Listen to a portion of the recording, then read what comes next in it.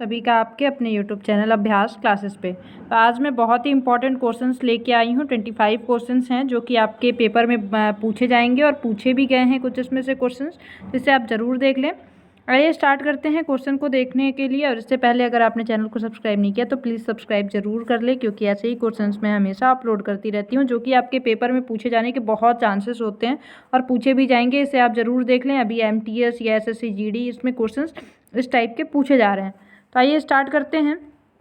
जो पहला क्वेश्चन है, भारत में रेल मार्गों का सबसे बड़ा जाल किस राज्य में है?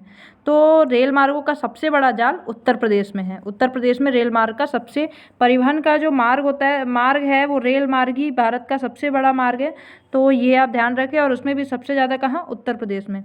दूसरा है, भारत में सर्वप्रथम सौर तालाब का विकास किस स्थान पर किया गया? तो कच्छ, गुजरात में सबसे पहले सौर तालाब का निर्माण किया गया है। अगला क्वेश्चन देखते हैं। यदि भारतीय मानक समय के पूर्वाह्न 10 बजे हैं तो 920 पूर्वी देशांतर पर शिलोंग का समय क्या होगा? तो ये हो जाएगा आपका 10 डिग्री 38 मिनट पूर्वाह्न पे कहाँ का? शिलोंग का टाइम होगा। भारत की किस नदी को दक्षिण की गंगा के नाम से जानते हैं? तो भारत की कावेरी नदी को दक्षिण का गंगा कहा जाता है। कावेरी नदी को दक्षिण का गंगा कहा जाता है। भारत में कुल वनों का कितना प्रतिशत शीतोष्ण वन है? तो भारत में कुल 7% शीतोष्ण वन पाए जाते हैं। कुल जनसंख्या की दृष्टि से भारत का सबसे बड़ा जिला कौन सा है? तो ये पश्चिम बंगाल में पड़ता है, मिदनापुर। मिदनापुर जो है ये भारत का सबसे बड़ा जिला है। अगला क्वेश्चन देखते हैं। नारियल के उत्पादन में भारत का विश्व में कौन सा स्थान है? तो नारियल के उत्पादन में भारत में विश्व का दूसरा स्थान है। दूसरा सबसे बड़ा स्थान नारियल का जो है वो भारत है। अगला क्वेश्चन देखते हैं। भारत के कुल चाय उत्पादन का कितना हिस्सा उत्तर पूर्वीय भारत से प्राप्त होता है? तो चाय उत्पादन का 3/4 हिस्सा उत्तर पूर्वीय भारत से प्राप्त होता है। तो ये आप ध्यान रखें, 3/4 हिस्सा अबाउट उत्तर पूर्वी भारत से प्राप्त की जाती है चाय का। फ्रांस तथा जर्मनी के बीच कौन सी रेखा है? तो फ्रांस और जर्मनी के बीच मैगी-नॉट रेखा फ्रांस और जर्मनी के बीच है। मैगी-नॉट रेखा फ्रांस और जर्मनी के बीच है। और भारत से रिलेटेड या जितने भी रेखा हैं इनको मैं बहुत जल्दी आपको अपलोड कर दूंगी और इसे आप देख लेना। मैंने अपलोड भी किया है बट वो बहुत ब्रीफ नहीं है। मैं बहुत ब्रीफली और भी जितने भी अंतर्राष्ट्रीय रेखाएं हैं उनको मैं अपलोड करूंगी और उसे आप ज़रूर देख लें। मैंने ट्रिक से भी चीज़ें बताई हैं, आप ट्रिक से याद कर सकते हैं। अगला क्वेश्चन देखते हैं। विश्व का सर्वाधिक व्यस्त एवं महत्वपूर्ण जलमार्ग कौन सा है? तो उत्तर अटलांटिक जलमार्ग जो है विश्व का सर्वाधिक व्यस्त और महत्वपूर्ण जलमार्ग है।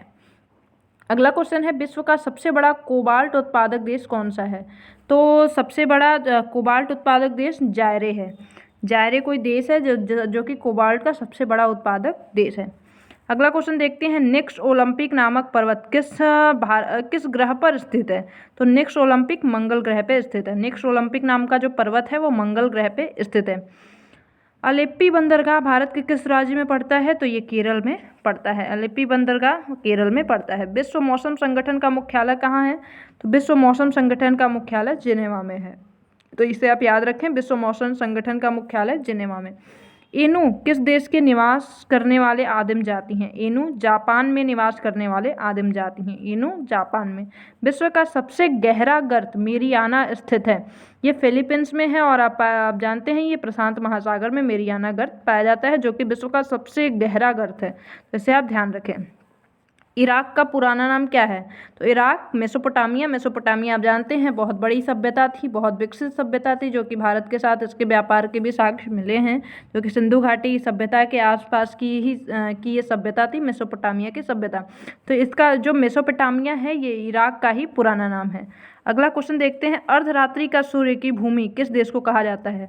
अर्धरात्रि का सूर्य नॉर्वे को कहा जाता है। अर्धरात्रि के सूर्य की भूमि नॉर्वे को कहा जाता है। और ये ध्यान रखिए, ये भी बहुत इंपॉर्टेंट है। और मैंने इससे रिलेटेड किस देश को किस नाम से जाना जाता है और भी उसके जो उपनाम हैं वो क्या हैं, तो उसका भी मैंने वीडियो अपलोड किया है, उसे आप जाके ज़रूर देख लें। और ये बहुत इंपॉर्टेंट है, क्वेश्चन बार बार पूछे जाते हैं। अगला क्वेश्चन है। पीर पंजाल पर्वत श्रृंखला कहाँ है? तो ये जम्मू कश्मीर में पड़ती है पीर पंजाल। और अगला क्वेश्चन है। भारत का सबसे बड़ा जैव मंडलीय आरक्षित क्षेत्र कहाँ स्थित है? तो भारत का सबसे बड़ा जैव मंडलीय आरक्षित क्षेत्र नीलगिरी में है। नीलगिरी पर्वत श्रृंखला जो है नीलगिरी, और ये जो है सबसे बड़ा यहाँ पे जैवमंडलीय आरक्षित क्षेत्र है। अगला क्वेश्चन है बोरजिल तथा जोजिला दर्रा किस राज्य में पड़ती है? तो ये जम्मू कश्मीर में पड़ता है, इसे आप ध्यान रखें। और हाँ, मैं जितने भी दर्रे हैं भारत के उसके भी ट्रिक से वीडियो अपलोड की हूँ, आप ट्रिक से याद रख सकते हैं। बहुत ईजी हो जाता है ट्रिक से जब हम चीज़ों को याद रख सकते हैं। तो ये मैंने ट्रिक बनाए हैं, ट्रिक भी दिए हैं, और उसे आप जल्दी से नोट कर लें और अपलोड कर लें। और चैनल को अभी तक सब्सक्राइब नहीं किया तो प्लीज़ सब्सक्राइब भी कर लें ताकि मैं ऐसी वीडियोज़ आपको दे सकूँ। अगला क्वेश्चन है सर्वप्रथम किस विद्वान ने पृथ्वी को नापा था? तो सर्वप्रथम थेल्स ने पृथ्वी को मापा था। अगला क्वेश्चन देखते हैं पृथ्वी के वर्णन के लिए सर्वप्रथम जियोग्राफी शब्द का प्रयोग किसने किया था? तो सर्वप्रथम जियोग्राफी शब्द का प्रयोग जो किया गया था, ये किसने किया था? इरेटास्थेनीज ने सबसे पहले जियोग्राफी शब्द का प्रयोग किया था। टोंडा, गोंड, भील और गारो, इनमें से भारत की सबसे बड़ी जनजाति कौन सी है? गोंड जनजाति।